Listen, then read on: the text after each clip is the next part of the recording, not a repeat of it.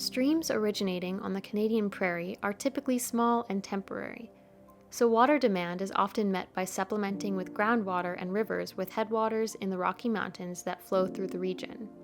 The region faces numerous water security challenges, including frequent droughts and floods and degraded water quality. These challenges may be exacerbated in the future by climate change and land use patterns. Importantly, much of the water received as precipitation in the region is lost back to the atmosphere as evaporation. This means that in a typical year, much of the landscape does not contribute surface flow to major streams and rivers in the region. While this challenge of making predictions in watersheds where observations are scarce or absent is not unique, this challenge must be overcome to improve decision-making around water resources in the prairies.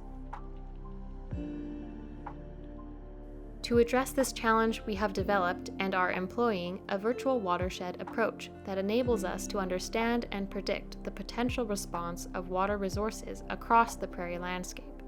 A virtual watershed is a tool through which we can represent the behavior of typical watersheds.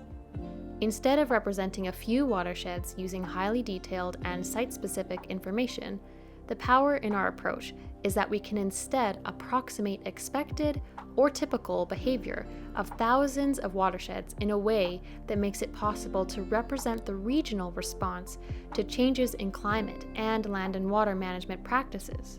To do this, we first conducted an exercise to classify small watersheds across the region. Each watershed class exhibits different characteristic features, for example, precipitation amount, wetland prevalence, soil type, and land use.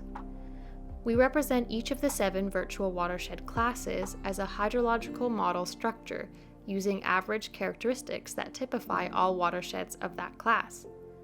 This allows us to investigate how the timing and amount of water available is impacted by landscape scale pressures. For example, water management practices like wetland drainage can be assessed by considering scenarios where wetlands are removed from the virtual watersheds.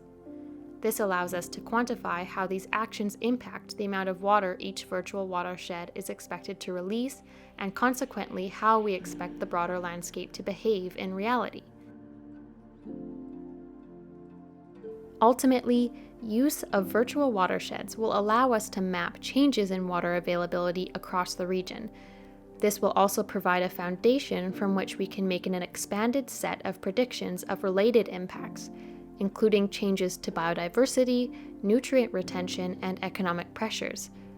Together, this work will help us to identify potential actions needed to achieve a water-secure future.